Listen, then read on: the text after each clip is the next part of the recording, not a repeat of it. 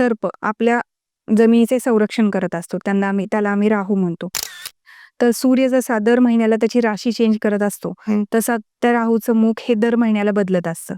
म्हणजे सूर्य जेव्हा कन्या, तुला आणि सिंह राशीमध्ये असेल तर त्या राहूचं तोंड हे ईशान्येला असतं. राहू हा नेहमी पत्रिकेमध्ये सुद्धा अँटी क्लॉकवाईज फिरत असतो. तसं जमिनीमध्ये तो ईशान्येकडून वायव्येकडून आग्नेयेकडे, आग्नेयेकडून परत ईशान्येकडे असा अँटी क्लॉकवाईज फिरत असतो. भूमिपूजनाच्या दिवशी वरतून आपण जे कुदळ आणि फावड्याने आपण जमिनीचं खनन कार्याला सुरुवात करतो, तर त्या दिवशी त्याच्या तोंडावरती जखम झाली नाही पाहिजे. त्या सापाची त्याच्या पूर्ण बॉडीला कुठेही जखम नाही झाली पाहिजे. ही काळजी महत्वाची घेणं. बऱ्यापैकी ब्राह्मण लोक हे ईशान्येकडूनच खनन कार्य चालवतात, जे आपण ऐकलास.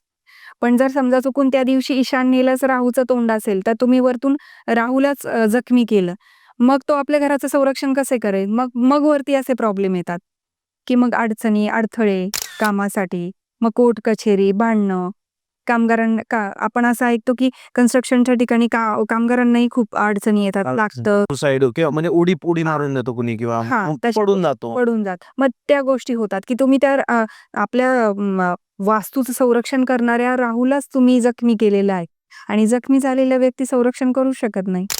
असं ते लॉजिक आहे. त्यामुळं या सगळ्या गोष्टी कन्स्ट्रक्शन चालू करताना बघणं खूप महत्वाचं आहे. पूर्ण व्हिडिओ बघण्यासाठी YouTubeवर जाऊन बँटर विथ चेतन सर्च करा.